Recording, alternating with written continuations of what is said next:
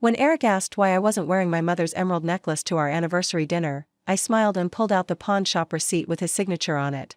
"The same reason you've been lying about those business trips to Atlantic City," I said, sliding a folder of casino photos across the table. His face went white as our server became a witness to 23 years of marriage crashing down in the most expensive restaurant in Manhattan. I sat across from my husband Eric in Le Bernardin, watching him fidget with his cufflinks as he scanned the crowded dining room. The soft murmur of conversations in French and English filled the space between us, punctuated by the gentle clink of crystal glasses and sterling silver against fine china. This was supposed to be our 23rd wedding anniversary celebration, but Eric couldn't seem to focus on anything except my bare neck. "Before we jump back in, tell us where you're tuning in from, and if this story touches you, make sure you're subscribed, because tomorrow, I've saved something extra special for you." "Priscilla," he said for the third time in 10 minutes, his voice carrying that edge of controlled irritation I'd grown to recognize over the years. "Where's your mother's necklace? You always wear it to our anniversary dinners."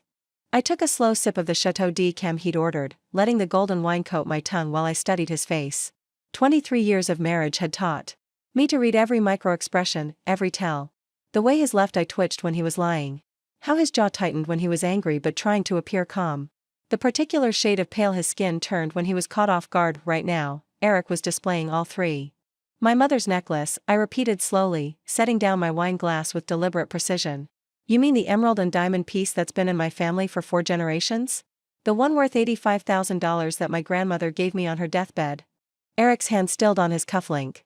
"Yes, that one. You've worn it to every anniversary dinner since our 2nd year of marriage. It's tradition." I reached into my Hermes clutch, the one Eric had given me for Christmas 3 years ago, back when he still pretended to care about meaningful gifts. My fingers found the folded papers I'd been carrying for the past week, waiting for exactly this moment. "Traditions are funny things, aren't they, Eric?" I said, pulling out the pawn shop receipt and placing it on the white tablecloth between us. "Sometimes they get interrupted by unexpected circumstances. Like when your husband of 23 years sells your most precious family heirloom for $8,000 to cover his gambling debts." The color drained from Eric's face so quickly I thought he might faint. His eyes fixed on the receipt, specifically on his own signature scrawled across the bottom in blue ink. The signature he'd forged my name above, thinking I'd never find out. "Priscilla, I can explain, can you?" I interrupted, my voice remaining perfectly calm despite the rage that had been building inside me for days. "Can you explain why you've been telling me you were attending medical conferences in Boston while you were actually losing our retirement savings at blackjack tables in Atlantic City?" I reached back into my clutch and withdrew a manila folder, placing it next to the pawn shop receipt.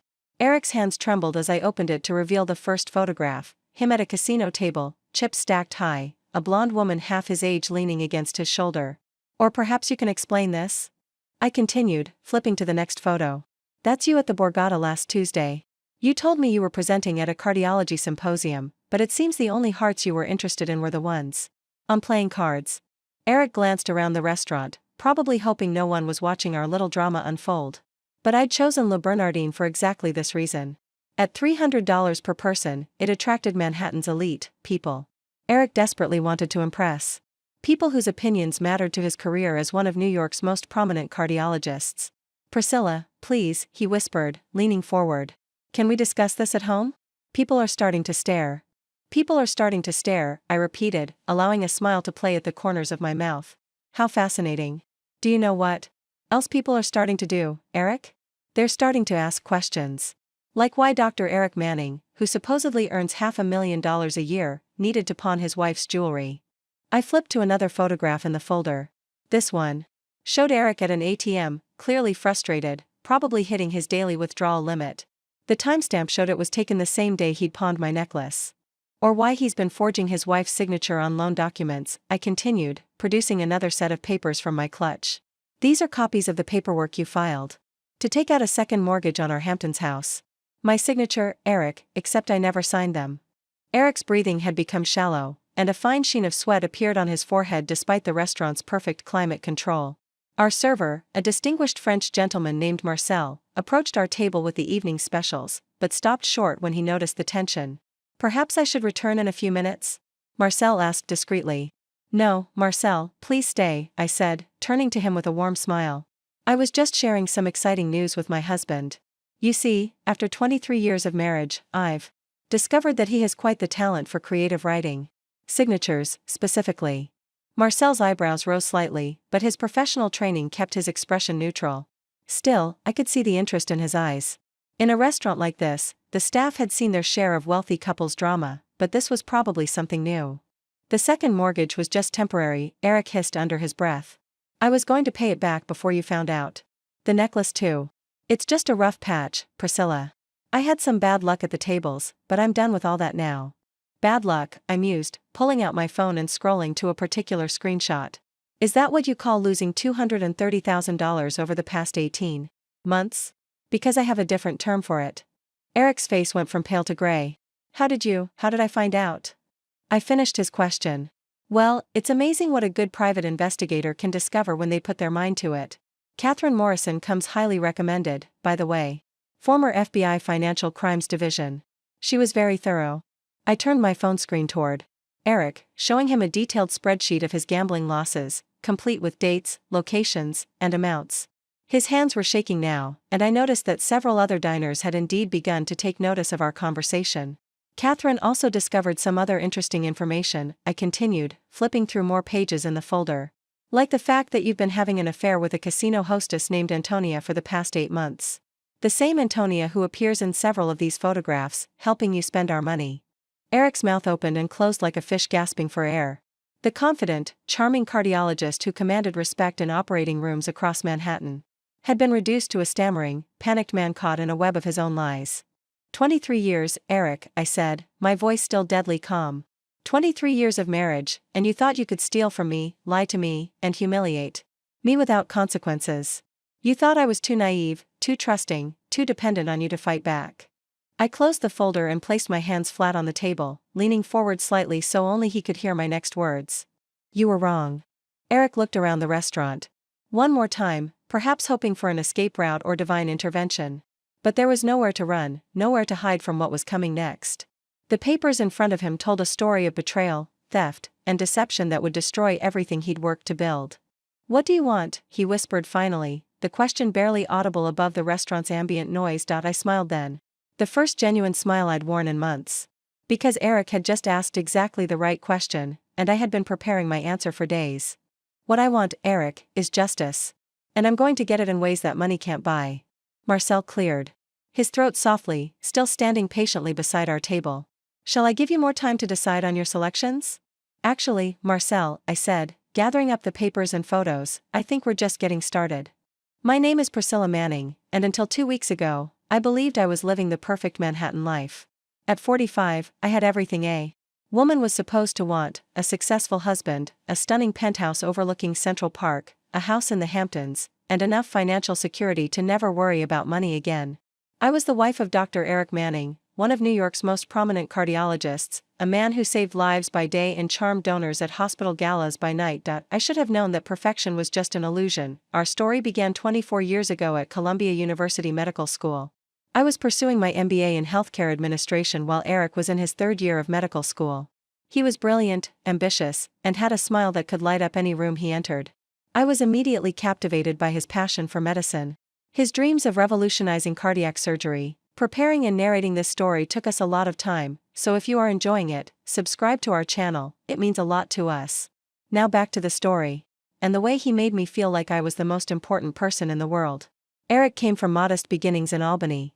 His father was a high school principal, his mother a librarian. They had sacrificed everything to put him through medical school, taking out loans and working extra jobs to support his education. I admired his determination to succeed, to prove that a working-class kid could make it in the elite world of Manhattan medicine. My background was quite different. The Montgomery family had been in New York society for over a century. My great-great-grandmother, Celine Montgomery, had been one of the original founders of the Metropolitan Opera Guild. Each generation had built upon the family's social standing and financial resources. My mother, Catherine Montgomery, had been a prominent philanthropist and art collector before her death 5 years ago. When Eric and I met, he was fascinated by my world. The charity galas, the museum board meetings, the summers in the Hamptons. The connections that opened doors throughout New York's cultural and business establishments. He would often joke that I was his ticket to the upper echelons of society, but I thought he was being endearingly modest about his own considerable talents. I fell in love with his ambition, his kindness to patients, and the way he talked about our future together. He painted pictures of the life we would build, him establishing himself as a world-renowned surgeon, me using my business background to help manage his career and our investments. We would be a power couple, he said, each making the other stronger and more successful. After our wedding in 1999, I threw myself into supporting Eric's career with the same dedication I had once applied to my studies. I organized dinner parties for influential colleagues, managed our finances to maximize his earning potential, and used my family connections to help him secure his position at Mount Sinai Hospital. When he wanted to start his own cardiac surgery practice, I liquidated some of my inheritance to provide the initial funding. Eric's practice thrived beyond our wildest expectations. Within 5 years, he was performing surgery on some of the most powerful people in New York. CEOs, politicians, celebrities, they all trusted Dr. Eric Manning with their hearts. His success brought us into an even more exclusive social circle, and I reveled in our shared accomplishments. I had always been good with numbers, a talent inherited from my grandmother who had managed the family's investment portfolio with remarkable skill. I took over managing our personal finances, allowing Eric to focus entirely on his medical practice.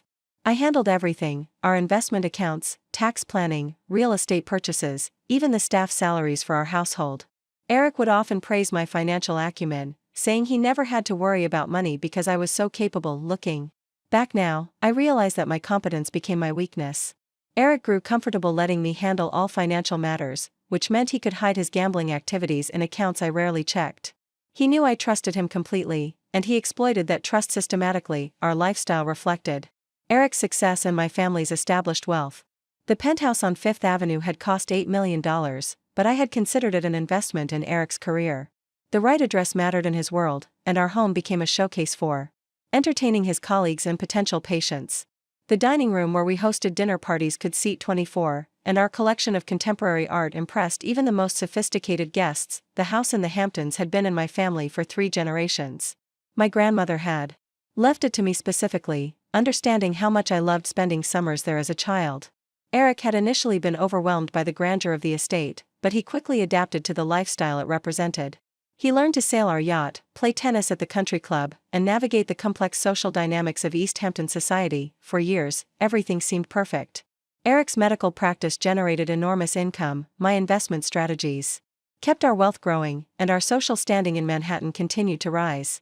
We attended premieres at Lincoln Center, served on hospital boards together, and were regularly featured in society magazines as one of New York's most successful couples. I had wanted children, but Eric convinced me to wait until his practice was fully established.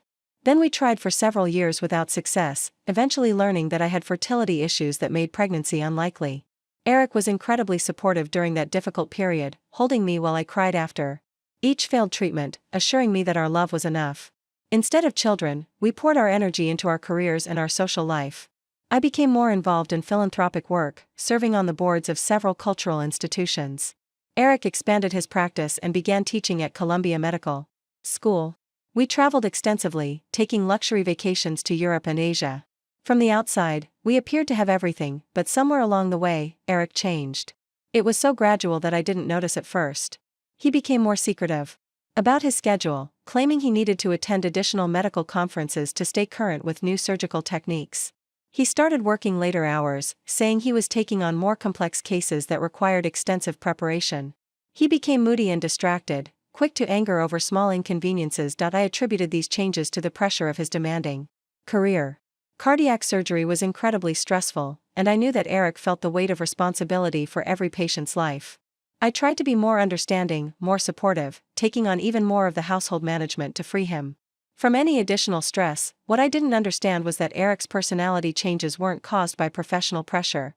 They were the result of a gambling addiction that had been growing progressively worse for over 2 years. The medical conferences were covers for trips to Atlantic City and Las Vegas. The late nights weren't spent in surgery preparation but at underground poker games in Manhattan. The mood swings were the natural result of a man caught between the adrenaline highs of winning and the devastating crashes of losing enormous sums of money. Eric had become masterful at compartmentalizing his life. During the day, he was still the brilliant, compassionate surgeon his patients and colleagues respected. At home, he maintained enough of his charm and affection to keep me from suspecting anything was seriously wrong. But in secret, he was gambling. away our financial security and stealing from me to fund his addiction. The most painful realization was that Eric had been planning to leave me for months. Not because he had fallen out of love, but because he saw divorce as a financial escape route. In New York's equitable distribution state, he could potentially claim half of our assets, including properties and investments that came from my family. Inheritance. He had calculated that divorcing me would be more profitable than continuing to steal from our joint accounts, but Eric had made one crucial miscalculation. He had assumed that I would never discover his deception until it was too late to stop him. He thought I was too trusting, too naive about his activities outside our home. He believed that 23 years of marriage had made me complacent and blind to his faults. As I sat across from him in Le Bernardin, watching panic replace the confidence he had worn like a perfectly tailored suit, I realized that Eric had never really known me at all. He had fallen in love with the idea of me, the wealthy, well-connected wife who could elevate his status and support his ambitions. But he had never understood the strength that 4 generations of Montgomery women had passed down to me. My great-great-grandmother Celine had survived the stock market crash of 1929 by making swift, decisive moves to protect the family assets. My grandmother had built the family's art collection into one of the most valuable private holdings in New York. My mother had doubled our wealth through strategic investments and charitable tax planning. Now it was my turn to protect what mattered most. And unlike Eric, I had learned that the most devastating battles aren't fought with anger or emotion. They're won through careful planning, superior information, and the patience to wait for exactly the right moment to strike. That moment had finally arrived. The emerald and diamond necklace that started this whole nightmare had been my most treasured possession for 15 years. My mother gave it to me on my 30th birthday, the same day she told me about her cancer diagnosis. She was sitting in her favorite chair in the sunroom of our family's estate, morning light streaming through the windows and catching the stones as she fastened the clasp around my neck. "This belonged to your great-great-grandmother Celine," she had said, her fingers gentle against my skin. She wore it to every important event in her life. Her engagement party, her wedding, the opening nights at the Met. She believed it brought good fortune to the women in our family. I had touched the stones reverently, feeling the weight of generations of Montgomery women who had worn this piece before me. The emeralds were a deep, vivid green that reminded me of the gardens at our summer house, and the diamonds caught light like captured stars. It wasn't just jewelry, it was a tangible connection to my heritage, a symbol of the strength and elegance that defined the women in my family. "Promise me you'll wear it often," my mother had continued. "Beautiful things are meant to be enjoyed, not hidden away in safes. And promise me you'll pass it down to your daughter someday, along with the stories of all the remarkable women who wore it before her." At the time, I had every intention of keeping that promise. Eric and I were still trying to have children, and I often imagined the day I would fasten this same necklace around my daughter's neck, sharing the history and love that came with it. But as the years passed and children never came, the necklace became even more precious to me. It was my connection to the mother I had lost too soon and the family legacy I was responsible for preserving. Eric understood the necklace's significance, or at least I thought he did. He would often compliment how beautiful I looked wearing it, and he made a point of suggesting I wear it to our most important social events. Our anniversary dinners, charity galas, holiday parties with his colleagues. The necklace became part of our ritual of dressing for success. Looking back, I realize Eric's encouragement had nothing to do with sentimentality and everything to do with status.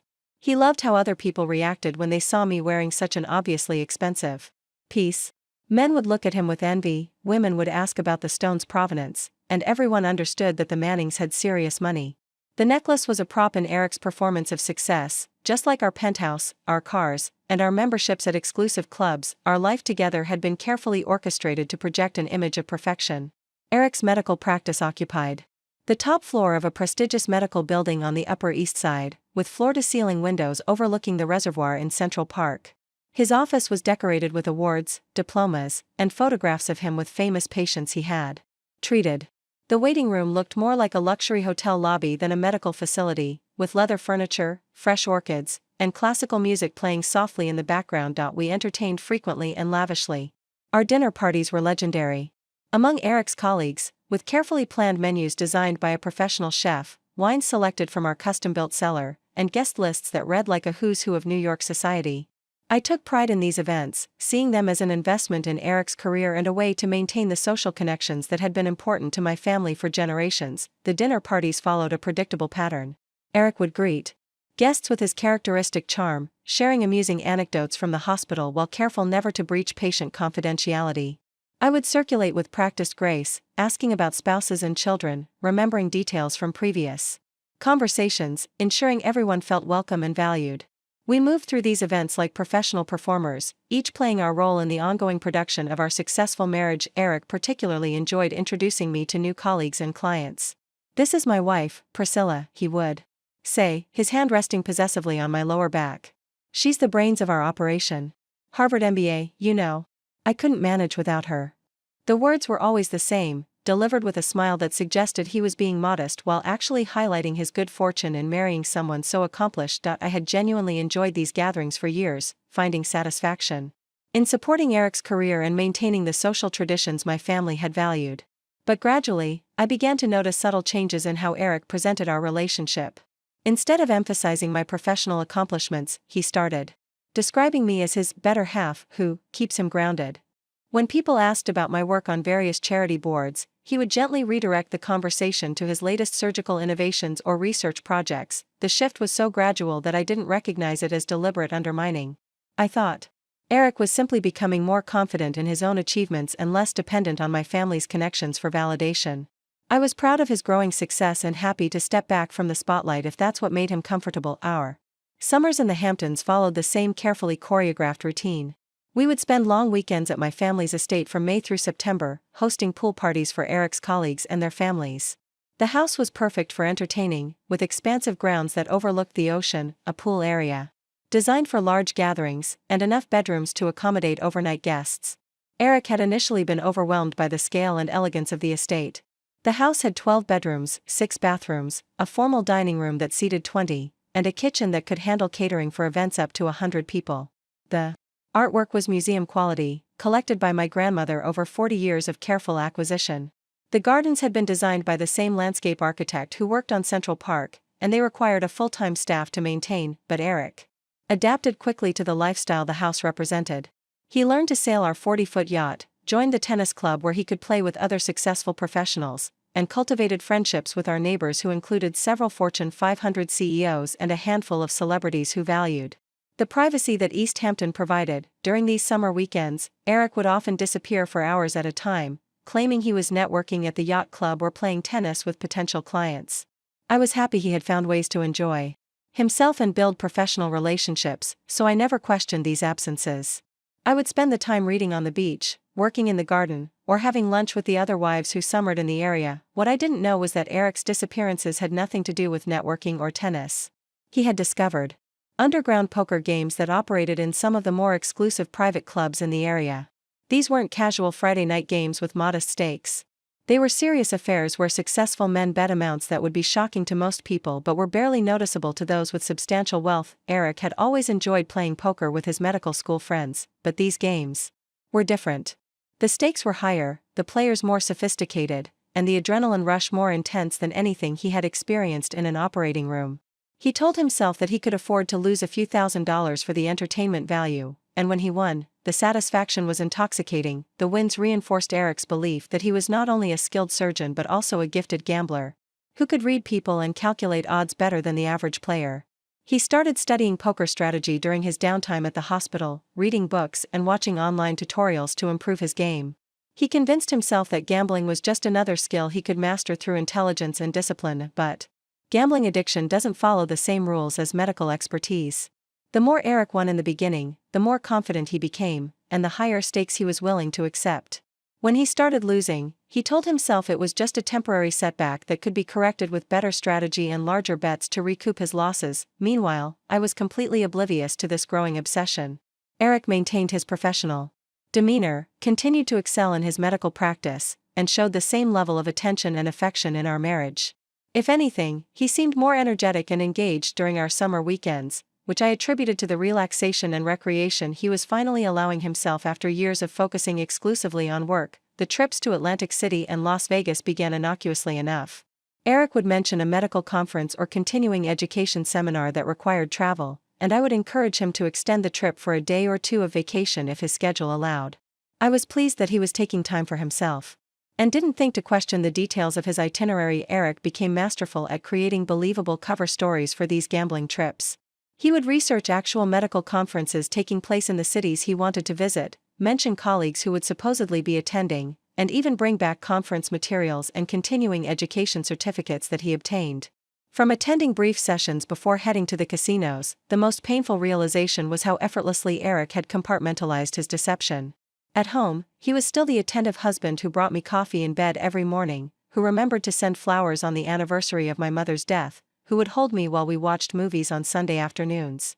He maintained all the rituals and gestures that had made me fall in love with him, even while systematically stealing from me and planning his escape. The gambling addiction hadn't just corrupted Eric's relationship with money. It had fundamentally changed his relationship with truth. Every conversation became an opportunity to craft a more convincing narrative. Every affectionate gesture was calculated to maintain my trust. Every expression of love was designed to prevent me from looking too closely at his activities. But even master manipulators make mistakes eventually. And Eric's mistake was underestimating the woman who had loved him for 23 years, supported his career unconditionally, and shared every aspect of her life with him. He thought he knew me well enough to predict my reactions and responses. He was about to discover just how wrong he had been. The first sign that something was wrong came on a Tuesday morning in October, 3 weeks before our anniversary dinner at Le Bernardin. I was sitting in my home office, reviewing the quarterly statements for our investment accounts, when I noticed an unusual withdrawal from our money market fund. $50,000 had been transferred to Eric's personal checking account, an account I rarely monitored because he used it primarily for his medical practice expenses and personal purchases. The withdrawal itself wasn't alarming. Eric often moved money between accounts for various reasons: equipment purchases for his practice, continuing education expenses, or investment opportunities he wanted to pursue independently. What caught my attention was the timing. The transfer had been made on a Friday afternoon, the same day Eric had left for what he described as a weekend cardiology conference in Boston. I pulled up the conference website on my computer, curious about the program that had required such short notice. The American College of Cardiology was indeed hosting a symposium that weekend, but when I clicked through to the agenda, I found something odd. The conference had been planned for months, with early registration deadlines and detailed scheduling. That suggested attendees would have known about it well in advance. Yet Eric had mentioned it to me only the day before he left, claiming a colleague had dropped out and offered him the registration spot. I told myself I was being paranoid, that successful people often made last-minute business decisions that involved significant money. Eric had built his practice through careful investment in the latest technology and continuing education. If he saw an opportunity to advance his career or learn about new procedures, it made sense that he would act quickly, but something about the situation nagged at me. Eric had been different lately, more distracted, more secretive about his schedule, more defensive when I asked casual questions about his day. When he returned from Boston that Sunday evening, he seemed energized in a way that didn't match someone who had spent a weekend in medical lectures and networking sessions. "How was the conference?" I asked as he unpacked his overnight bag. "Excellent," he replied without looking up. "Fascinating developments in minimally invasive valve repair. I made some good connections too." I waited for him to elaborate, as he usually did when discussing professional events. Eric loved sharing details about new procedures he'd learned, colleagues he'd met, and innovations that excited him about the future of cardiac surgery. But this time, he offered nothing more. "Did you get any materials I could read?" I asked. "You know I enjoy staying current with developments in your field." Eric paused for just a moment, a hesitation so brief I might have imagined it. "The presentations aren't available yet. They'll email them to attendees next week." It was a reasonable explanation, but something in his tone felt rehearsed. I made a mental note to ask about the materials again in a few days, though I suspected I would forget or be distracted by other concerns. 2 weeks later, another unusual transaction appeared on our statements. This time, it was a cash advance of $30,000 from Eric's credit card, a card with a credit limit I hadn't realized was so high. The advance had been taken on a Thursday afternoon, and Eric's calendar showed he had been in surgery during that time. I called the credit card company, identifying myself as the authorized user on the account. The customer service representative confirmed that the advance had been taken at an ATM in Atlantic City, New Jersey, at 3:47 p.m. on Thursday. When I asked about the location details, she provided an address that meant nothing to me at the time, but I wrote it down anyway. That evening, I casually mentioned to Eric that I had noticed some unusual credit card activity while reviewing our monthly statements. "What kind of activity?" he asked, his voice carefully neutral. "A large cash advance. $30,000. I was wondering if you had made a major purchase that required cash for some reason." Eric's jaw tightened almost imperceptibly. "I had to pay a contractor who was doing some work at the office. He preferred cash for tax reasons. The explanation was plausible enough, but I found myself wondering why Eric hadn't mentioned this contractor or the office renovation that would require such a large cash payment. His practice had been running smoothly for years, and I couldn't think of any improvements or repairs that had been discussed. What kind of work? I asked. Updating the electrical system in the surgery suite. New regulations require additional safety measures. Again, the answer came too quickly, too smoothly. Eric had always been good at thinking on his feet, a skill that served him well in emergency situations at the hospital, but this felt different. It felt like he had prepared responses for questions he anticipated I might ask over the next few days. I found myself paying closer attention to Eric's behavior and schedule. I noticed that he was receiving more text messages than usual, and he had developed a habit of checking his phone immediately when he thought I wasn't looking. When his phone rang during dinner, he would glance at the caller ID and often decline the call without explanation. The subtle changes in his routine became more apparent once I started looking for them. He was staying later at the hospital more frequently, claiming he had complicated cases that required additional preparation. He had become less interested in our usual weekend activities, suggesting we skip the dinners with friends or cultural events we had traditionally enjoyed together most. Unsettling was the change in how he talked about money. Eric had always been confident about our financial security, often encouraging me to make charitable donations or purchase art for our collection without worrying about the cost. But recently, he had become more cautious, questioning expenses that would never have concerned him before. "Do we really need to spend $15,000 on that charity auction?" he asked when I mentioned bidding on a painting to benefit the Children's Hospital where he had served on the board for years. "It's for a good cause," I replied, surprised by his reluctance. "And you know how important it is to maintain our visibility in the philanthropic community. I just think we should be more strategic about our charitable giving," he said. "Maybe focus on fewer organizations but make larger commitments." The conversation was reasonable on the surface, but it represented a fundamental shift in Eric's attitude toward spending, and toward the charitable commitments that had always been important to both of us. The turning point came when I decided to investigate the address where Eric's credit card advance had been taken. A simple internet search revealed that the ATM was located in the lobby of the Borgata Hotel Casino and Spa in Atlantic City.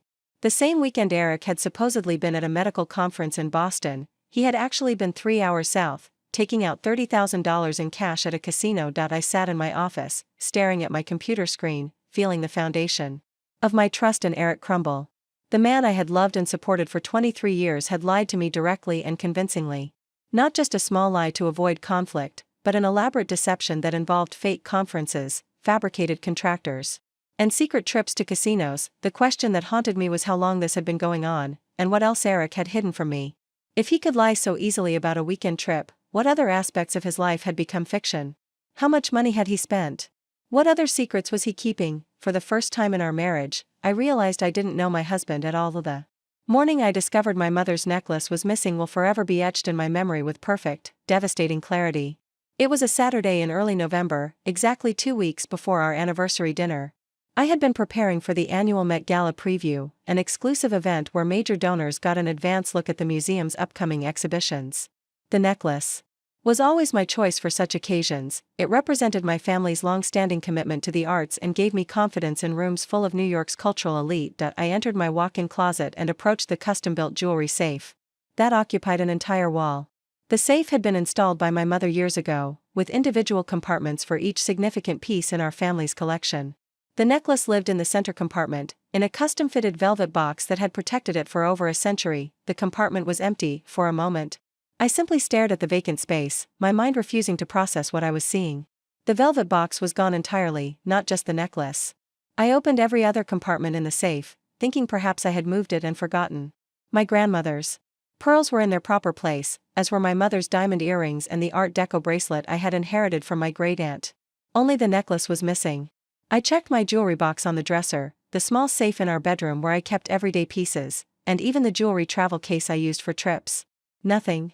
The necklace had simply vanished, along with its protective box and the small card my mother had written describing its history. My first instinct was to call the police. Someone had broken into our home and stolen the most valuable piece in my collection while leaving everything else untouched. It seemed impossible. Our building had excellent security, and our penthouse required a private elevator key to access, but no other explanation made sense. "Eric," I called, finding him in his study reading medical journals. "The emerald necklace. is missing from my safe. He looked up from his reading, his expression shifting immediately to concern. Missing? Are you sure? I've checked everywhere. The entire box is gone. Someone broke into our home and took it. Eric stood up quickly, moving to embrace me. Oh, darling, I'm so sorry.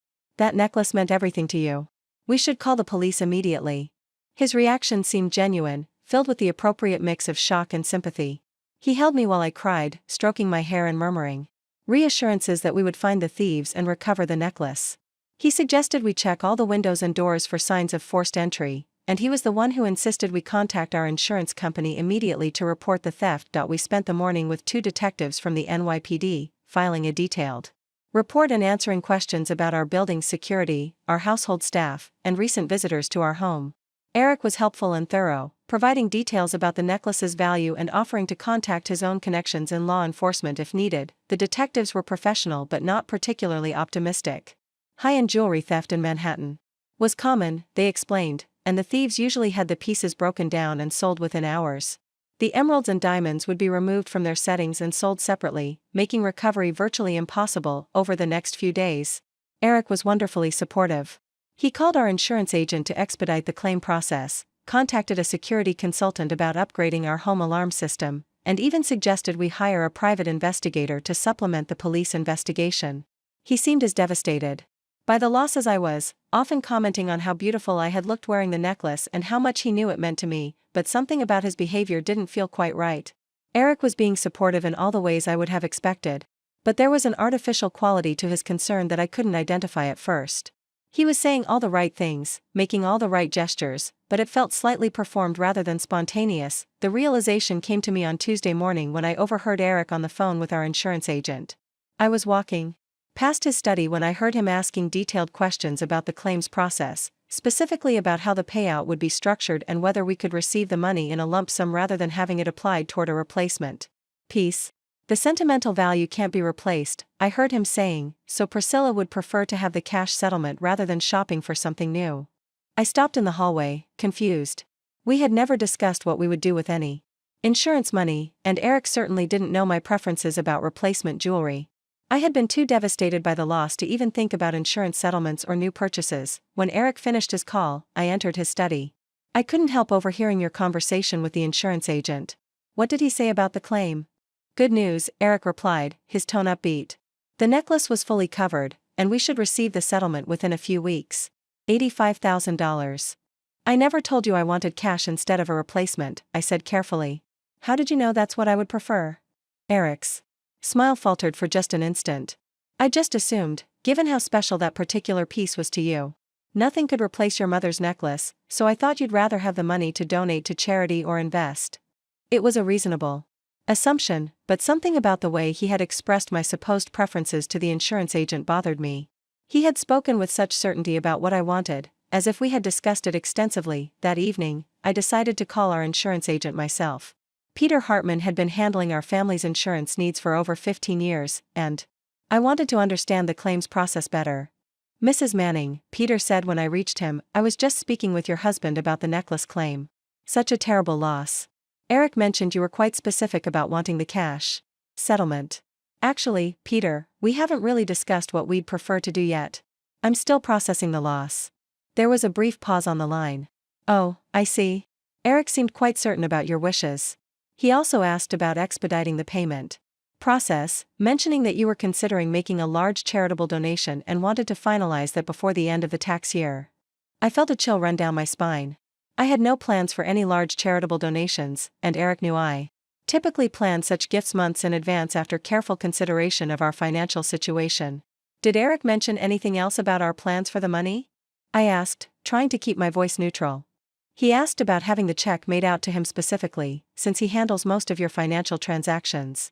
I told him we'd need both signatures for a claim this large, but he said you'd probably prefer not to be bothered with the paperwork. After I hung up with Peter, I sat in my study for a long time, pieces of a disturbing puzzle beginning to form in my mind. Eric's immediate focus on the insurance money, his assumptions about my preferences, his desire to handle the settlement personally, none of it felt like the response of a grieving husband concerned about his wife's emotional state. For the first time since the necklace disappeared, I began to wonder if someone close to me had taken it, the thought was so painful and disloyal that I tried to push it away, but once it entered my mind, I couldn't stop thinking about the inconsistencies in Eric's behavior.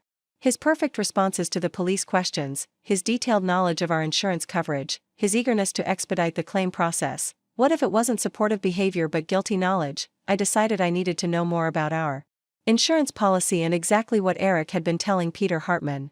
But more importantly, I needed to understand why my husband seemed more interested in the financial aspects of our loss than in supporting his wife through the trauma of having her most precious possession stolen. The next morning, I made a decision that would change everything. I was going to hire my own investigator, someone who could look into the theft with fresh eyes and no preconceptions about who might be responsible. I had no idea that this decision would lead me to discoveries far more devastating than a missing necklace. Finding the right private investigator required discretion I'd never needed before. I couldn't ask friends for recommendations without revealing my suspicions about Eric. After hours of research, Catherine Morrison's name appeared consistently on best of lists for Manhattan investigators. Former FBI, white-collar crime specialist, Fortune 500 clientele, exactly what I needed. I scheduled a consultation using my maiden name, describing only a sensitive family matter. Catherine's Midtown office was elegant but understated, her walls displaying law enforcement commendations alongside Georgetown and Columbia degrees. "Mrs. Montgomery," she said, "tell me about your situation." Sitting across from this sharp-eyed professional, I struggled to voice my suspicions. Accusing your husband of theft felt like crossing an irreversible line. "I think my husband may have stolen something valuable from me," I said finally. "I need to know for certain before deciding what to do." Catherine made notes as I explained the missing necklace, Eric's focus on insurance settlements, and the financial discrepancies I discovered. When I mentioned the $85,000 value and Eric's possible gambling problem, her expression sharpened. "Mrs. Montgomery, jewelry theft might be just the beginning. If your husband has a serious gambling addiction and he's willing to steal a family heirloom, there are likely other financial irregularities you haven't discovered yet." The possibility chilled me. If Eric had stolen my necklace, what else had he taken? A full investigation would include financial analysis of all accounts your husband can access, surveillance to document his activities, and recovery of the stolen item if possible, Catherine explained. "But I should warn you, investigations like this rarely uncover just one problem." I thought about our 23-year marriage, our social standing, the future I'd imagined. An investigation could destroy everything, regardless of what Catherine found. "If I don't hire you and I'm right about what Eric has done, what happens then? He continues stealing until there's nothing left. Gambling addiction doesn't improve on its own, it escalates until the addict destroys everything around them." I signed Catherine's $25,000 retainer that afternoon. It was more money than I'd ever spent without Eric's knowledge, but the truth was worth any price. Catherine's first assignment: gather financial documents without arousing suspicion. Bank statements, credit card bills, investment summaries, anything showing unusual spending patterns. She also wanted me to document Eric's daily routine while maintaining complete normalcy. "The most important thing is that you continue behaving normally," Catherine emphasized. "If Eric realizes you're investigating, he'll either hide his activities better or escalate his theft to grab whatever he can before you stop him." Over the next week, I became a spy in my own home.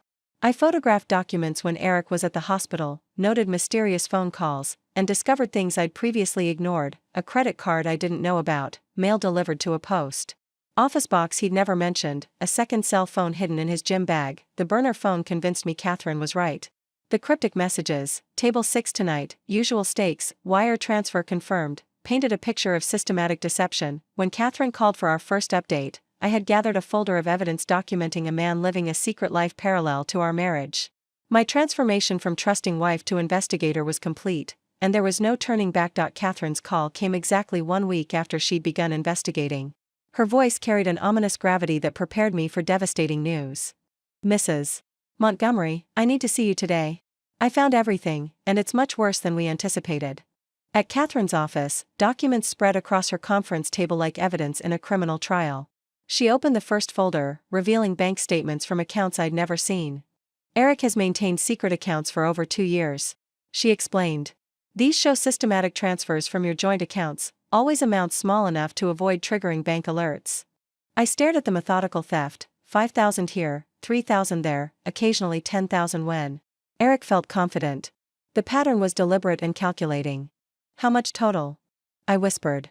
From joint accounts alone, approximately $320,000 over 18 months.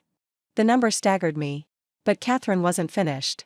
Eric has also been forging your signature to access your personal trust funds.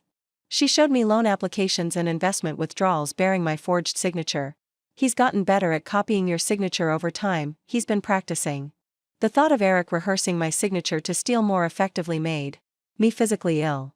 The surveillance team has been following Eric, Catherine continued, opening another folder of photographs. He's not just gambling recreationally, he's involved with dangerous people. The photos showed Eric with men in expensive suits, handling cash envelopes, meeting in parking garages and hotel lobbies. His body language screamed desperation and fear. Professional gamblers. Loan sharks. High-stakes private games where the minimum bet is $50,000, Catherine explained. Your husband owes money to very dangerous individuals. She showed me photos of Antonia Russo, but these revealed she wasn't just Eric's romantic interest. Antonia works for people who target wealthy individuals with gambling problems. She's what they call a cooler, someone who befriends high-net-worth gamblers and leads them into games where the house always wins. Catherine opened the final folder, IOUs in Eric's handwriting for amounts that defied belief. Gambling debts totaling over $400,000 to people whose methods of collection didn't involve legal systems. We found your necklace, Catherine said, handing me a photograph of my family heirloom on a pawn shop counter. Eastside Jewelry and Loans on 2nd Avenue. Eric pawned it for $8,000, 1/10 of its actual value. Seeing my mother's necklace reduced to pawn shop merchandise broke something inside me. Mrs. Montgomery, Eric's gambling debts aren't just financial problems, they're safety issues. These people won't hesitate to target you if they can't collect from him. Catherine leaned forward. Eric's behavior suggests he's planning something larger. The escalation in theft, attempts to access your trust funds, pressure from creditors. I think he's preparing an exit strategy. What kind of exit strategy? Divorce with claims on your assets to pay his debts. Or worse, something that would give him access to your life insurance policy. The suggestion hung in the air, too terrible to process fully. Catherine was implying that my husband might be planning something beyond theft and betrayal, looking at evidence spread across the table, bank statements, surveillance photos, forged documents. I saw my marriage reduced to proof of systematic criminal behavior. I want to confront him, I said. But not privately. I want him to face consequences in front of people whose opinions matter to him. Catherine nodded. That can be arranged. But once we do this, there's no going back. Are you prepared for that? I thought about my mother's necklace in a pawn shop, about dangerous criminals who knew where we lived, about Eric researching my death for insurance money. Yes, I said. I'm ready. 3 days later, Catherine's phone call shattered any remaining illusions about my marriage. I was reviewing legal documents when she called, her voice carrying unprecedented alarm. Mrs. Montgomery, Eric just attempted to liquidate your personal trust fund. The entire account. $12 million. The number didn't register immediately. $12 million was more than Eric could possibly need for gambling debts, it was enough to disappear forever. Did he succeed? The bank stopped the transaction due to paperwork irregularities. Eric had forged your signature on withdrawal forms and provided fake identification claiming financial power of attorney. Catherine paused. This wasn't desperate debt payment, this was systematic theft of your entire inheritance. She showed me bank security footage of Eric looking perfectly calm and professional, executing what appeared to be a carefully planned operation, not a desperate gamble. While you've focused on gambling debts and the necklace, Eric has been much busier, Catherine continued, pulling up email exchanges between Eric and a divorce attorney, detailed planning sessions ongoing for 4 months. Eric's lawyer advised establishing a pattern of financial contribution to your lifestyle before filing for divorce. That's why he's been more involved in household expenses lately. I remembered Eric's recent interest in our charitable giving and investment strategies. I'd thought he was being more responsible. Instead, he was building a legal case to claim half my assets. But the worst revelation came next, emails between Eric and Antonia discussing the exit strategy. They'd been planning to leave the country together, moving money to offshore accounts and researching countries without extradition treaties. The plan was breathtakingly cruel: liquidate my trust fund, file for divorce claiming my reckless spending caused financial distress, then disappear to South America before legal proceedings concluded. His gambling debts would become my responsibility while he lived comfortably on my family's money. When were they planning to leave? I asked. Next week. Right after your anniversary dinner. The timing was perfect cruelty, Eric planned to celebrate 23 years of marriage while knowing he'd abandon me within days. There's something else, Catherine said, showing me Eric's browser history, searches about life insurance payouts, accidental death benefits, and legal requirements for collecting policies when the beneficiary is out of the country. She turned the laptop toward me, displaying a bookmarked webpage about making accidental deaths appear natural. Eric has been researching ways to kill you for insurance money, Catherine said bluntly. This isn't about gambling debts anymore, this is something much more dangerous. The room spun as I processed her words. Eric hadn't just been stealing or planning to leave me, he'd been researching murder while pretending to love me. We need to contact police immediately, Catherine said. No, I replied, surprising myself with my firmness. Not yet. Mrs. Montgomery, your husband may be planning to kill you. This isn't about revenge, this is survival. I looked at the evidence one more time: systematic theft, forged signatures, offshore accounts, research into my death. 23 years of marriage had been nothing but an elaborate confidence game. I want to give him exactly what he's planning, I said. Let him think everything is proceeding according to his plan. Let him believe he's about to get away with all of it. That's incredibly dangerous. So is letting him disappear with $12 million without facing consequences. I stood up, feeling cold clarity settle over me. Eric wants one final performance as the loving husband? I'll give him an audience he'll never forget. Catherine nodded slowly. If you're determined to confront him publicly, we need to ensure your safety and prevent him from accessing more money. I thought about Bernardin, about Eric's anticipated farewell performance. Catherine, I want you to arrange special guests at our anniversary dinner. People whose opinions matter to Eric's career and reputation. I want witnesses when I show him exactly what I know and what it's going to cost him. Catherine agreed. But once we do this, Eric's life as he knows it will be over. Everything will be destroyed.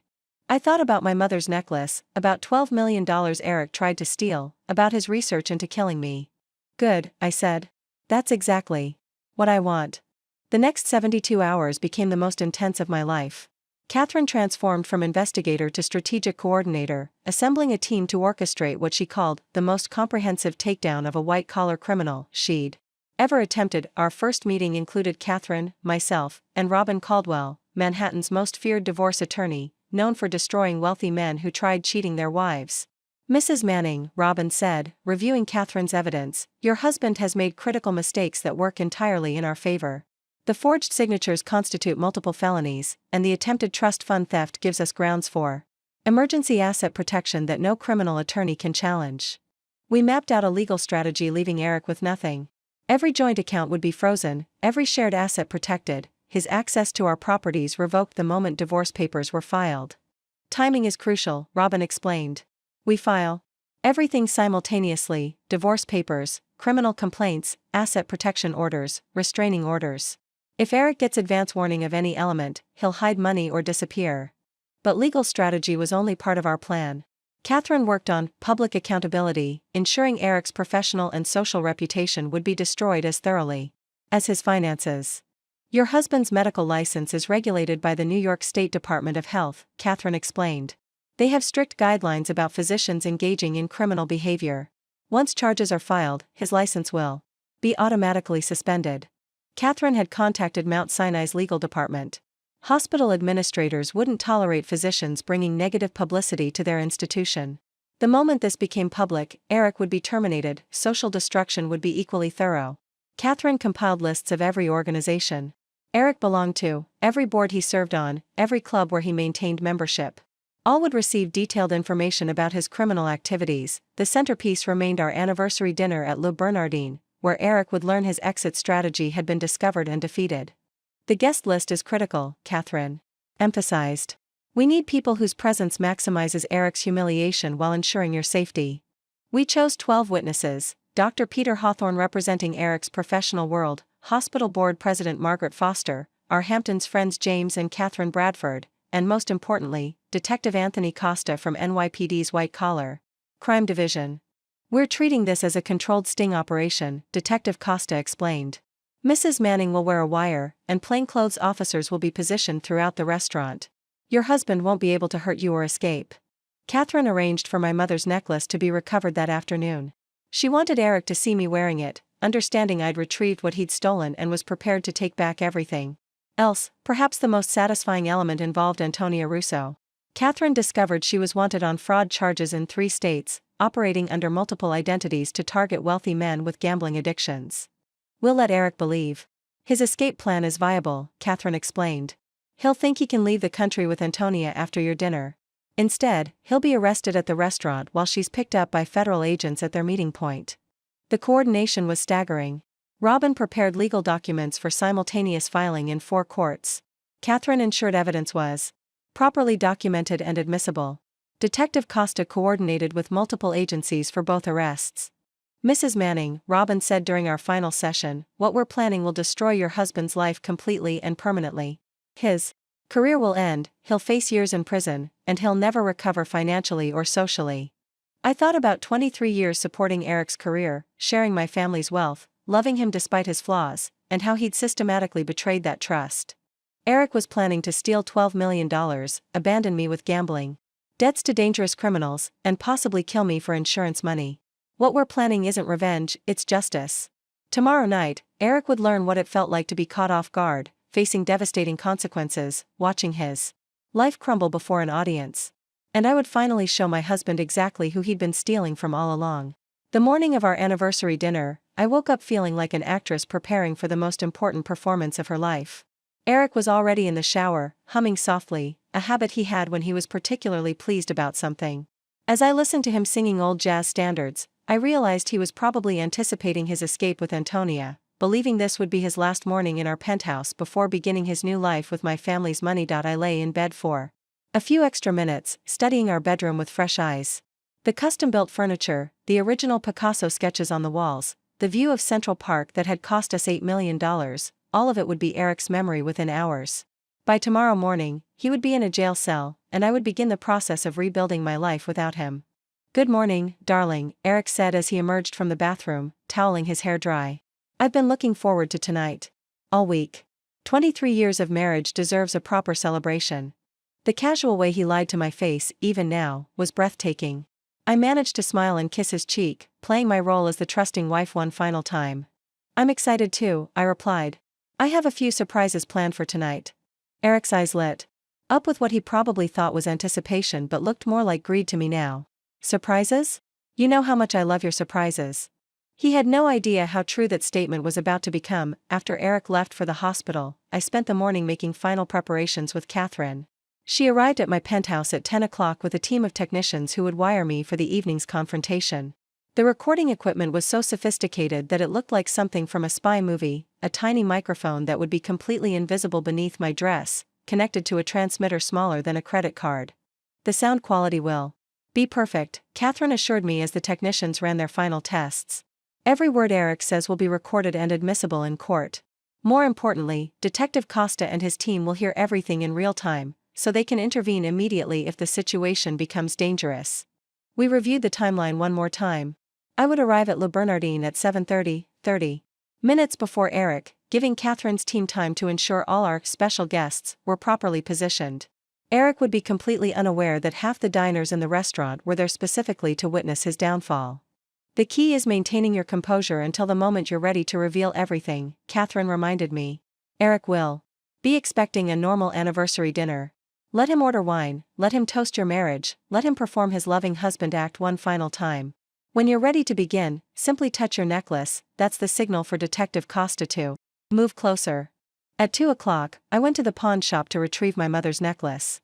Eastside Jewelry and Loans was exactly as depressing as I had imagined, barred windows, fluorescent lighting, and an owner who looked like he had never seen a legitimate transaction in his life.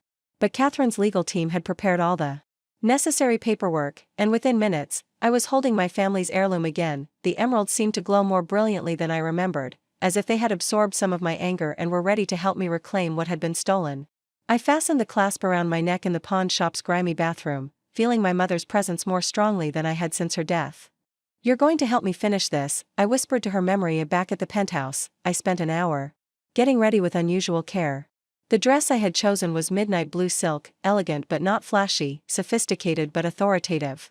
I wanted to look like the kind of woman who could destroy a man's life with calm precision, not someone driven by emotion or revenge. At 6 o'clock, Robin Caldwell called with final confirmation that all legal documents were prepared and ready for filing. The moment Detective Costa places Eric under arrest, we'll file everything simultaneously, she explained. Divorce papers, asset freezes, criminal complaints, and restraining orders. By midnight tonight, Eric won't have access to a single dollar of your money. Catherine arrived at 6:30 to escort me to the restaurant and provide final moral support. She looked me over with the critical eye of a professional who had seen dozens of confrontations go wrong. You look perfect, she said. Calm, confident, in control. Remember, you hold all the power tonight. Eric's life is about to end as he knows it, and he has no idea what's coming. As we rode in Catherine's car toward Le Bernardin, I felt a strange sense of peace settle over me. For weeks, I had been discovering new betrayals, learning about additional crimes, realizing that my entire marriage had been built on lies. The anger and hurt had been overwhelming at times, threatening to consume me with rage, but now, on the evening of Eric's reckoning, I felt something much more powerful than anger. I felt the cold satisfaction of justice finally being served. Eric had spent 2 years systematically stealing from me, lying to me, and planning to destroy my life. Tonight, he would learn that actions have consequences, and those consequences would be far more devastating than anything he had done to me. We arrived at Le Bernardin at 7:25. Catherine walked me to the door, squeezing my hand once before letting me enter alone. Break a leg, she whispered. The restaurant was already filled with our carefully planted guests, though Eric wouldn't recognize most of them as anything other than typical Manhattan diners. Dr. Peter Hawthorne was seated at a table near the bar, reading a medical journal.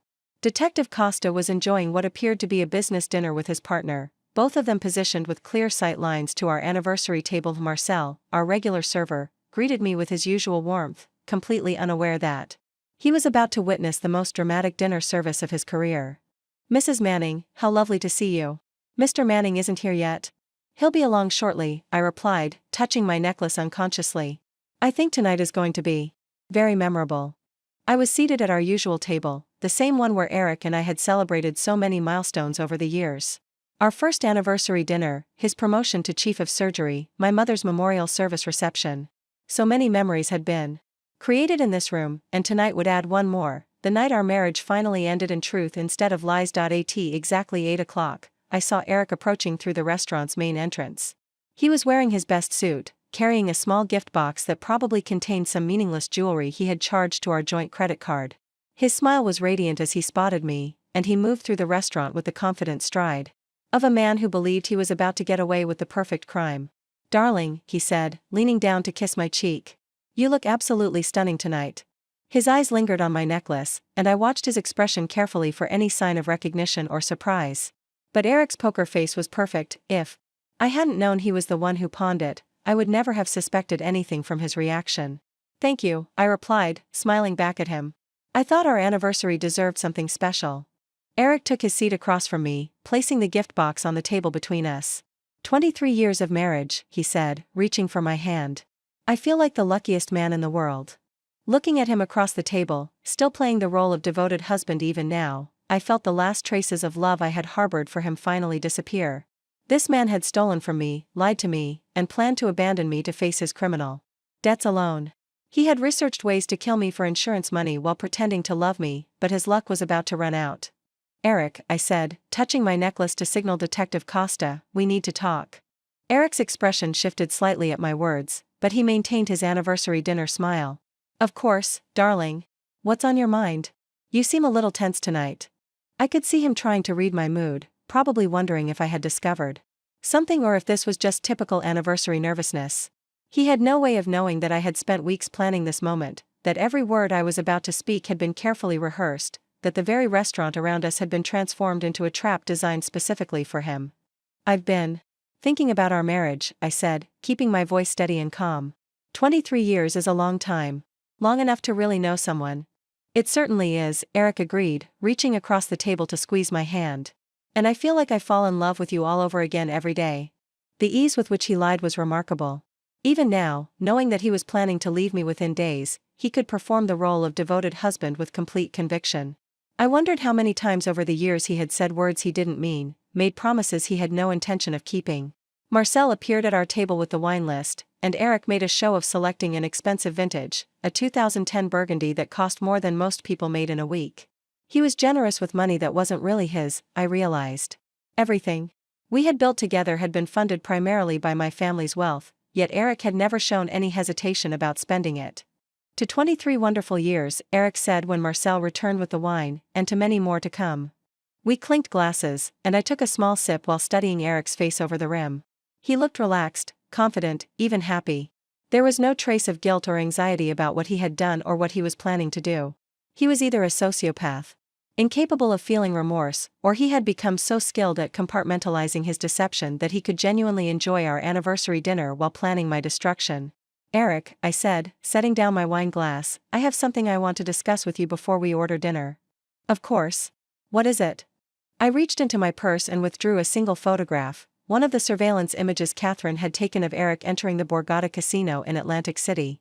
I placed it face down on the table between us, not revealing it yet. I've been doing some thinking about trust in our marriage, I continued. About honesty, communication, sharing our lives completely with each other. Eric nodded earnestly. Those are the foundations of any strong relationship. We've always been honest with each other, Priscilla. That's one of the things I'm most proud of about our marriage. I almost laughed at the sheer audacity of the statement. Eric had just claimed that honesty was the foundation of our relationship while sitting across from a woman he had stolen from, lied to, and planned to abandon. The gap between his words and his actions was so vast it was almost impressive. I'm glad you feel that way, I said, because I have a confession to make. For the first time that evening, I saw a flicker of concern cross Eric's features. A confession? I've been keeping something from you, and I don't think that's fair. In a marriage built on honesty, we shouldn't have secrets from each other. Eric's hand tightened slightly around his wine glass. I could see him calculating, trying to figure out what I might know or suspect. His medical training had taught him to remain calm under pressure, but I could see the first signs of stress beginning to show. What kind of secret? He asked carefully. The kind that involves trust and financial transparency, I replied, still not revealing the photograph. The kind that makes me wonder if I really know my husband as well as I thought I did. The restaurant's ambient noise, conversations, clinking silverware, the soft jazz playing in the background, seemed to fade as Eric focused entirely on my words. I could see him running through possibilities in his mind, trying to determine how much I might know and how he should respond. Priscilla, I'm not sure what you're getting at, but you're starting to worry me. Have I done something to upset you? The concerned husband act was flawless. His voice carried just the right note of confusion and worry, as if he were genuinely puzzled by my behavior. If I hadn't seen the evidence of his crimes with my own eyes, I might have believed him. I've been wondering about your travel schedule lately, I continued. All those medical conferences, continuing education seminars, research symposiums. You've been working so hard to stay current in your field. Well, yes, of course. Cardiac surgery is constantly evolving. If I don't stay up to date with the latest techniques and research, I can't provide the best care for my patients. That's what I admire about you, Eric. Your dedication to excellence, your commitment to your profession. It's one of the reasons I fell in love with you. I could see him relaxing slightly, thinking perhaps that this conversation was headed toward appreciation rather than confrontation. He had no way of knowing that I was simply setting the stage for what was to come. Do you remember the conference you attended in Boston 3 weeks ago? I asked. The American College of Cardiology Symposium on Minimally Invasive Valve Repair? Of course. It was fascinating. Some real breakthroughs in surgical technique. I'm sure it was. I was actually curious about the presentations, since you seemed so excited about what you'd learned. Did you manage to get copies of the research papers they discussed? Eric paused for just a fraction of a second, so briefly that someone who hadn't been watching for it would have missed it entirely. Not all of them. Some of the research is still preliminary, not ready for publication yet. That's too bad. I was hoping to read about those new techniques you mentioned. I turned over the photograph and slid it across the table toward him. Eric's eyes fixed on the image, himself entering the Borgata Casino, time-stamped during the exact weekend he claimed to be at a medical conference in Boston. The color drained from his face so quickly I thought he might faint. His hand moved instinctively toward the photograph, perhaps to hide it or push it away, but then stopped as he realized that would only confirm his guilt. Priscilla, he said, his voice barely above a whisper, I can explain. I hope so, I replied, my voice still perfectly calm. Because I have several more photographs just like this one. And bank records. And credit card statements. And quite a lot of other evidence that suggests you haven't been entirely honest with me about how you spent your time. Eric glanced around the restaurant, probably looking for an escape route or hoping no one else could see the photograph. What he didn't realize was that several of the diners around us were watching our conversation very carefully, waiting for their cue to act. This isn't what it looks like, he said, making one last attempt at denial. Really? I asked, reaching into my purse again. Because I have 47 more photographs that look exactly like this. Should I show them to you? Or would you prefer to tell me the truth for once in our marriage? Eric's carefully constructed facade was crumbling in real time. The confident, charming cardiologist was being replaced by a desperate man who had just realized his lies were about to destroy his life, but I wasn't finished yet. We hadn't even gotten to the stolen money, the forged signatures, or the plan to disappear with Antonia. Eric thought the gambling photos were the worst I had discovered, that he was about to learn just how wrong he was. Eric's attempt at damage control was pathetic to watch. He leaned forward, lowering his voice to what he probably thought was a confidential whisper, unaware that every word was being recorded and transmitted to Detective Costa's team. Priscilla, please, let me explain. Yes, I've been gambling, but it's not what you think. It started as stress relief from work, just small games with colleagues. It got a little out of hand, but I've been getting help. Help? I repeated, my voice carrying just far enough for the nearby tables to hear. What kind of help, Eric? I've been seeing a counselor. Dr. Matthews at the hospital recommended someone who specializes in addiction issues. I didn't want to worry you while I was getting my life back on track. The lies flowed so easily from his mouth that I wondered if he actually believed them himself. Dr. Matthews didn't exist, I had checked. There was no counselor, no treatment program, no attempt at recovery. There was only Antonia Russo and their plan to disappear with my money. That's interesting, I said, pulling out my phone. Because I called every addiction counselor in Manhattan, and none of them have any record of treating an Eric Manning. Eric's eyes widened slightly. He was beginning to realize that this wasn't a casual discovery, that I hadn't just stumbled across evidence of his gambling by accident. This was a systematic investigation, and I had been planning this confrontation for weeks. You investigated me? He asked, his voice carrying a note of injured disbelief that would have been convincing if I didn't know what he had done. I investigated my husband who had been lying to me, I corrected. The husband who told me he was at medical conferences, while he was actually losing our money in Atlantic City casinos. I could see other diners beginning to pay attention to our conversation. The couple at the table next to us had stopped talking and were listening with obvious interest. Marcel, our server, was hovering nearby, probably unsure whether he should intervene in what was clearly becoming a domestic dispute. How much, Eric? I asked, my voice now loud enough to carry across half the restaurant. How much of our money have you gambled away? It's not that much, Eric said desperately. Maybe $30,000 or $40,000 over the past year. I know it sounds like a lot, but compared to our income, 30 or 40,000? I interrupted, pulling out a folder from my purse. Eric, I have bank statements showing over $300,000 in unauthorized withdrawals from our joint accounts. The number hung in the air like a physical presence.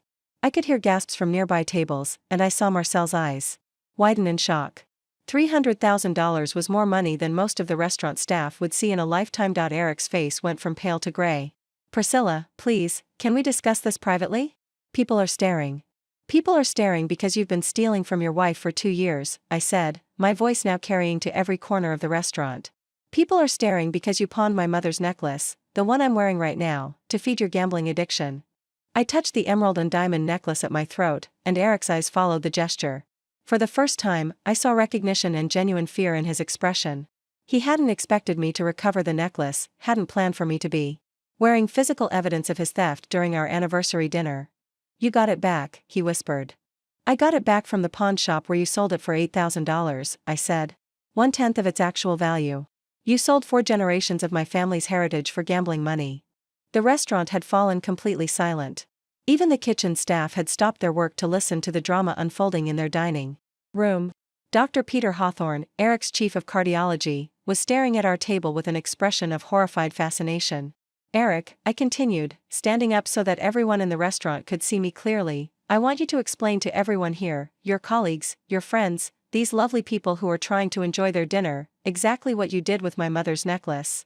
Eric remained seated, his shoulders hunched as if he could make himself invisible. Priscilla, please sit down. We can work this out privately. No, Eric. We're going to work this out right here, right now, in front of everyone. Because theft isn't a private matter. Forgery isn't a private matter. And what you've done to our marriage isn't going to be swept under the rug anymore. I opened the folder I had been carrying and began spreading documents across our table like a prosecutor, presenting evidence to a jury. Bank statements, credit card bills, casino surveillance photos, forged signature comparisons, every piece of Eric's deception laid out for the entire restaurant to see. Let's start with the basics, I said, my voice carrying clearly in the silent restaurant. Eric has been forging my signature to access accounts he had no legal right to touch. I held up two documents side by side, a legitimate signature from our mortgage paperwork and one of Eric's forgeries from a recent loan application. Even from several tables away, the differences were obvious to anyone looking. This is my actual signature, I announced, pointing to the first document. And this is Eric's attempt to steal $40,000 from my personal trust fund by pretending to be me. Eric finally stood up, desperation overriding his paralysis. Priscilla, you're having some kind of breakdown. These accusations are insane. I would never forge your signature. Would you like to see the other 17 examples? I asked, pulling out another stack of papers. Or should we move on to the part where you tried to liquidate my entire $12 million inheritance? The collective gasp from the restaurant was audible. $12 million was beyond most people's comprehension, and the idea that someone would steal that amount from their own spouse was shocking even to Manhattan's wealthy elite. Dr. Peter Hawthorne stood up from his table near the bar, his face a mask of professional concern. Eric, perhaps you should sit down and try to explain this situation calmly. Peter, thank God you're here, Eric said, turning toward his colleague with obvious relief. Priscilla is having some kind of episode. These documents are obviously fabricated. I would never steal from my wife. Actually, Dr. Hawthorne, I said, addressing Eric's boss directly, I'm glad you're here too. You should know that Eric has been using Mount Sinai Hospital's name to establish credit lines he had no authorization to open. I pulled out another set of documents, credit applications where Eric had listed himself as Chief Financial Officer of Mount Sinai's Cardiac Surgery Department, a position that didn't exist. He told creditors he was responsible for managing the department's equipment purchases, I continued. He used your hospital's reputation to borrow money for his gambling debts. Dr. Hawthorne's expression shifted from concern to anger as he scanned the documents. Eric, is this true? Did you fraudulently represent yourself as a hospital administrator? I never said I was CFO, Eric protested weakly. There must be some misunderstanding in the paperwork. There's no misunderstanding, I said, holding up a copy of Eric's loan application with his own handwriting clearly visible. He wrote Chief Financial Officer, Mount Sinai Cardiac Surgery, in his own hand. I could see Eric's world collapsing in real time. His medical career, his social standing, his freedom, everything was being destroyed in front of an audience of his peers and colleagues, but I wasn't finished. The most devastating revelations were still to come. Eric, I said, returning my attention to my husband, would you like to tell everyone about Antonia Russo? Or should I explain your relationship with her myself? Eric's face went completely white. I don't know who you're talking about. Really? I pulled out my phone and showed him a photograph of him and Antonia entering a hotel together. Because you seem to know her well enough to plan your escape to South America with her. The photograph was clear and damning, Eric and a younger woman entering the Plaza Hotel, his hand on her back in an obviously intimate gesture. The timestamp showed it was taken just 3 days earlier. This is Antonia Russo, I announced to the restaurant, holding up the phone so others could see. She's a professional con artist who specializes in targeting wealthy men with gambling addictions. Eric has been planning to leave the country with her using $12 million of my family's money. Eric made one last desperate attempt to control the narrative. Priscilla, you're clearly having a mental health crisis. I think we should call someone to help you. I think that's an excellent idea, I replied calmly. In fact, I've already called someone. I looked toward the restaurant's entrance, where Detective Costa was now standing, his badge clearly visible to everyone in the room. Eric Manning, Detective Costa announced, approaching our table, you're under arrest for fraud, forgery, and grand larceny. The sound of Detective Costa's handcuffs clicking into place was the most satisfying noise I had ever heard. Eric's wrists were pulled behind his back as he stared at me in disbelief, finally understanding that this had been planned from the beginning. You have the right to remain silent, Detective Costa continued, his voice carrying throughout the now silent restaurant. Anything you say can and will be used against you in a court of law. This is insane, Eric protested, his voice cracking with desperation. Priscilla, tell them this is a misunderstanding. I'm your husband. We can work this out. My husband? I repeated, laughing bitterly. My husband died 2 years ago when you started stealing from me. The man standing here is a criminal who has been living in my house and spending my money while planning to destroy my life. Dr. Hawthorne approached our table, his face pale with shock. Eric, is all of this true? Have you really been forging documents and stealing from your wife? Peter, you have to believe me, Eric pleaded, turning toward his colleague even with his hands cuffed behind his back. Priscilla is having some kind of mental breakdown. She's fabricated all of this evidence. Fabricated? I pulled out my phone and played an audio recording, Eric's own voice from one of Catherine's surveillance operations. His words filled the restaurant. Once I get the 12 million transferred, we'll be on a plane to Argentina within 48 hours. Priscilla will never find us. The silence that followed was deafening. Eric's own voice had just confessed to theft and escape plans in front of his boss, his colleagues, and a room full of witnesses. That's not me, Eric said weakly, but even he seemed to realize how pathetic the denial sounded. Actually, it is you, I said, turning to address the entire restaurant. That recording was made 3 days ago when Eric met with Antonia Russo to finalize their plan to steal my inheritance and flee the country together. Margaret Foster, the president of Mount Sinai's board of directors, stood up from her table near the window. Dr. Manning, you're suspended from all hospital duties effective immediately pending a full investigation. Security will escort you from the premises if you attempt to return. The professional destruction was happening in real time, exactly as Catherine had predicted. Eric's medical career was over, his reputation destroyed, his future in ruins. Eric, I said, walking closer to him so he could hear me clearly over the murmur of shocked conversations, do you remember what you said to me at our wedding? You promised to love, honor, and cherish me. You promised to be faithful in good times and bad. Priscilla, please, you promised to share your life with me completely, to be my partner in everything. Do you remember those vows? Eric's eyes filled with tears, though whether from remorse or self-pity, I couldn't tell. I remember. Then you'll understand why I'm keeping the promise I made to myself 3 weeks ago, I said, my voice steady and clear.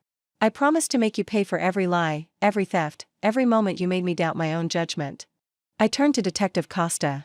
Officer, there's something else you should know about Dr. Manning's activities. I pulled out the final piece of evidence, printouts of Eric's internet search history showing his research into life insurance policies and accidental death scenarios. My husband has been researching ways to kill me for my life insurance money, I announced to the room. The theft and fraud were just the beginning. He was planning to murder me and collect my life insurance while living in South America with his accomplice. The collective gasp from the restaurant was audible even over Eric's protests. Several diners stood up from their tables, either to get a better view or to distance themselves from what they were hearing. That's not true. Eric shouted, struggling against his handcuffs. I would never hurt Priscilla. I love her. You love my money, I corrected coldly. You've never loved me. If you had, you wouldn't have spent 2 years systematically destroying everything we built together. Detective Costa consulted his notes. Mrs. Manning, we'll need you to come to the station tomorrow to give a formal statement. The district attorney will be filing additional charges based on the evidence you've provided. Of course, I replied. I want to make sure Eric faces the full consequences of what he's done. As Detective Costa began leading Eric toward the restaurant's exit, my husband turned back to look at me one final time. 23 years, Priscilla, he said, his voice breaking. Doesn't that mean anything to you? I touched my mother's necklace, feeling the weight of 4 generations of strong women who had faced their own challenges with dignity and determination. It means I wasted 23 years trusting a man who was never worthy of that trust. I replied. But it ends tonight. As Detective Costa led Eric toward the restaurant's exit, I felt a moment of perfect clarity. This wasn't just about revenge or justice, it was about reclaiming my identity from a man who had tried to erase me completely. Wait, I called out, causing everyone in the restaurant to freeze. Eric turned back toward me, hope flickering in his eyes that perhaps I was having second thoughts. There's one more thing everyone should know about Dr. Eric Manning, I announced, my voice carrying to every corner of the restaurant. The most important thing of all. I pulled out the final document from my purse, the divorce papers that Robin Caldwell had prepared, already filed and legally binding as of 6 o'clock that evening. Eric thought he was going to divorce me and claim half of my family's assets, I said, holding up the papers. He thought he could abandon me with his gambling debts to dangerous criminals while he lived comfortably in South America on my inheritance. Eric's face went from pale to ashen. Priscilla, what are you saying? I'm saying I divorced you 3 hours ago, I replied calmly. While you were getting ready for our anniversary dinner, thinking you were about to pull off the perfect crime? My attorney was filing papers that legally ended our marriage and protected every dollar of my money. The irony was exquisite. Eric had spent months planning to leave me, researching divorce laws, consulting with attorneys about how to claim my assets. But I had beaten him to it, filing first and ensuring that he would get nothing. You can't do that, Eric protested, his voice cracking. We're married. I have rights. You forfeited your rights when you started forging my signature, I replied.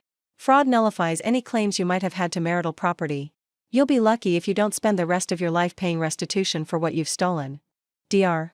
Hawthorne shook his head in disgust. Eric, I've known you for 15 years. How could you do this to your wife?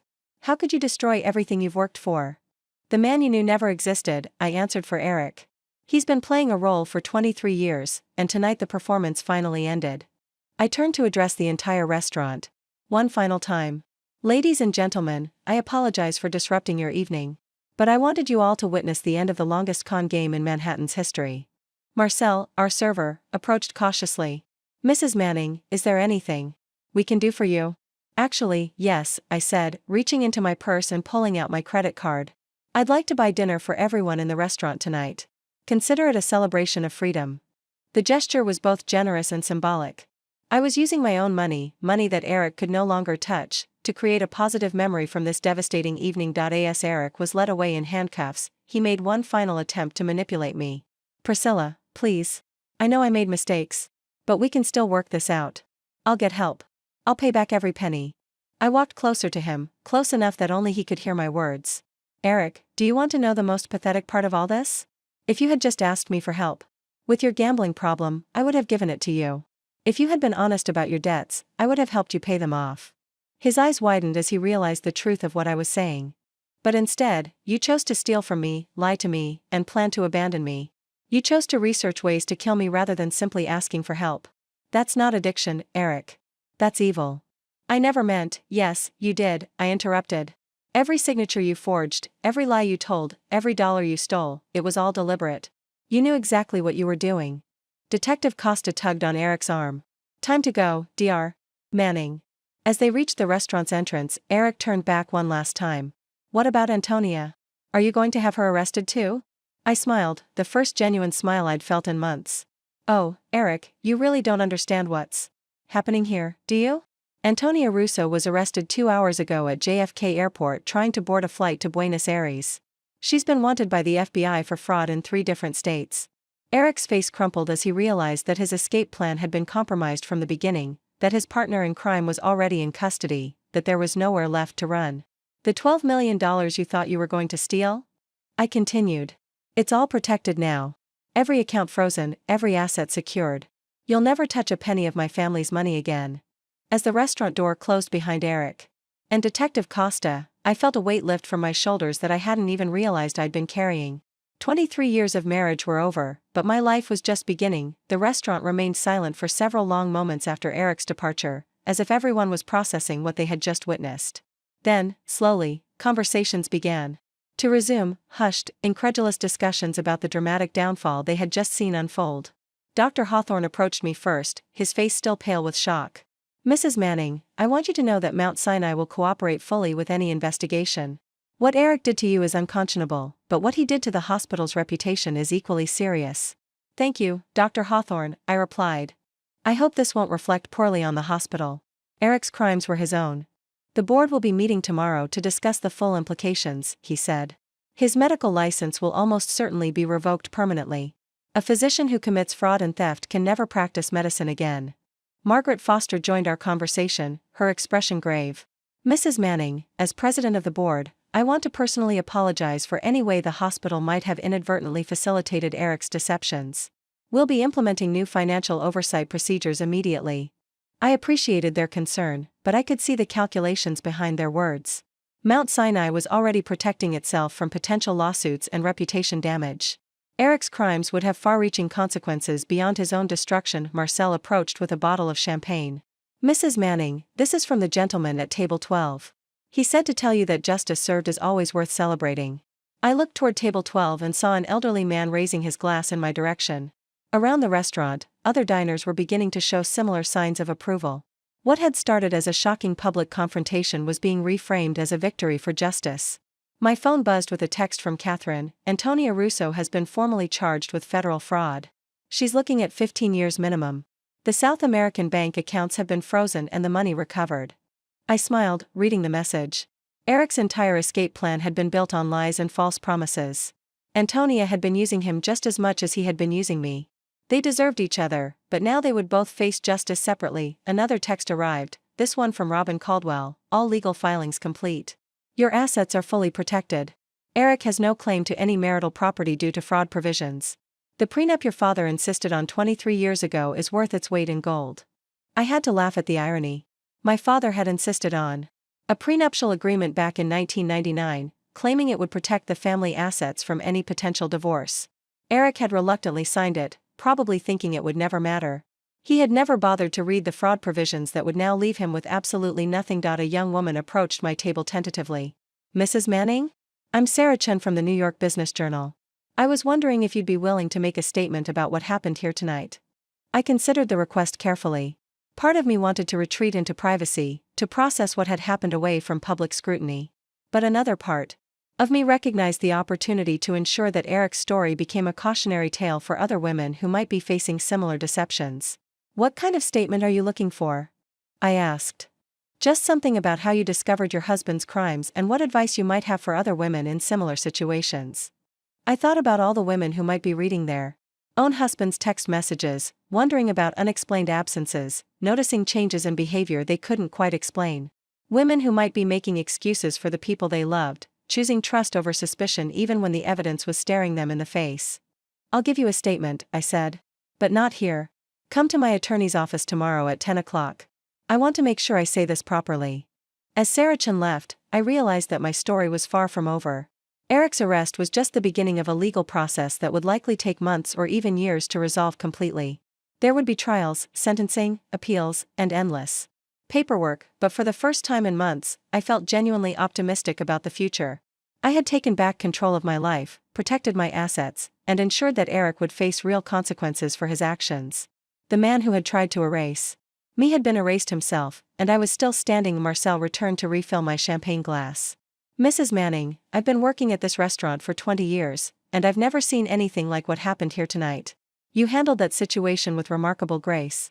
Thank you, Marcel, I replied. Sometimes grace is the most powerful weapon you can wield. As I sat in the restaurant where my marriage had effectively ended, I felt my mother's necklace resting against my throat, a tangible reminder of the strength that had been passed down through generations of Montgomery women. Tonight, I had proven myself worthy of that legacy. Eric's empire had fallen, but mine was just beginning to rise. 6 months later, I stood before a packed auditorium at Columbia Business School, looking out at 200 young women who had come to hear my story. The invitation to speak had come through the university's Women in Leadership program, and I had accepted because I knew these women needed to hear what I had learned. Ladies, I began, my voice carrying clearly through the microphone, I want to tell you about the most important business lesson I ever learned, and it didn't happen in a boardroom or a negotiation. It happened in a restaurant, on the night I discovered that my husband of 23 years had stolen over $12 million from me. The auditorium was completely silent. These women, most of them in their 20s and 30s, were building careers and planning their futures. They needed to understand that financial independence wasn't just about success, it was about survival. For 23 years, I thought I was in a partnership, I continued. I thought marriage meant sharing everything, trusting completely, believing that the person you love would never deliberately hurt you. I was wrong. I touched my mother's necklace, which had become my signature piece at speaking engagements. It served as a reminder of what I had almost lost and what I had fought to reclaim. The man I married was never the man I thought he was. He was a character in a performance that lasted over 2 decades. While I was building a life with him, supporting his career, sharing my family's wealth and connections, he was planning to destroy me financially and emotionally. I told them about the systematic theft, the forged signatures, the gambling addiction that had consumed our savings. I explained how Eric had researched ways to kill me for insurance money while pretending to love me. I described the moment I realized that trust without verification was just another word for naivety. But here's what I want you to understand, I said, my voice growing stronger. The moment I stopped being a victim and started being an investigator, everything changed. The moment I stopped making excuses for his behavior and started documenting his crimes, I took back my power. I could see women in the audience taking notes, nodding in recognition, some wiping away tears as they recognized their own situations. In my story, Eric is serving 7 years in federal prison. His medical license has been permanently revoked. He lost everything, his career, his freedom, his reputation. Antonia Russo, his accomplice, is serving 15 years for federal fraud across multiple states. A young woman in the front row raised her hand. Mrs. Montgomery, how do you protect yourself without becoming paranoid or destroying trust in future relationships? I smiled at the question because it showed wisdom beyond her years. You protect yourself by understanding that love and vigilance aren't mutually exclusive. You can love someone deeply while still paying attention to their actions, their patterns, their honesty about money and time. Asterisk. I've learned that transparency is the foundation of any real relationship. If someone you love can't show you bank statements, explain their schedule, or account for their activities, that's not privacy, that's secrecy. And secrecy in a marriage is almost always hiding something dangerous. Another hand went up. What advice would you give to women who suspect their partners of financial deception? Trust your instincts, I replied immediately. Women are taught to be understanding, to give people the benefit of the doubt, to avoid conflict. Those qualities make us vulnerable to predators who count on our reluctance to investigate or confront. If something feels wrong, investigate it. Hire a professional if necessary. Protect your assets immediately. Don't wait for more evidence, don't give them a chance to explain, don't hope it will get better. Act first, ask questions later.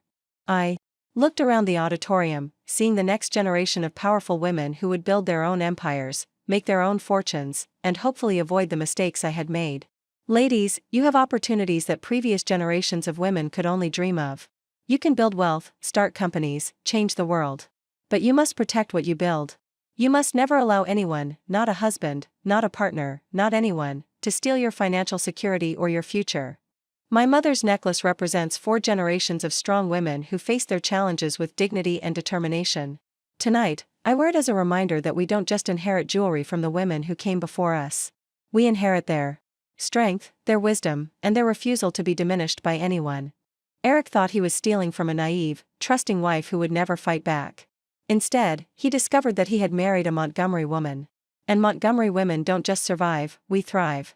The applause was thunderous, but more importantly, I could see understanding in their eyes. These women would remember this story when they needed it most. They would trust their instincts, protect their assets, and refuse to be victims. As I left the auditorium that night, I felt my mother's presence more strongly than ever. The necklace around my throat wasn't just jewelry, it was armor, passed down through generations of women who had refused to be broken. Eric had tried to destroy me, but instead, he had made me stronger than I ever thought possible. And now, I was passing that strength on to the next generation of women who would build their own empires and protect them fiercely. The cage door wasn't just open, it had been destroyed completely. And I was finally, truly free. Up next, you've got 2 more standout stories right on your screen. If this one hit the mark, you won't want to pass these up. Just click and check them out. And don't forget to subscribe and turn on the notification bell, so you don't miss any upload from us.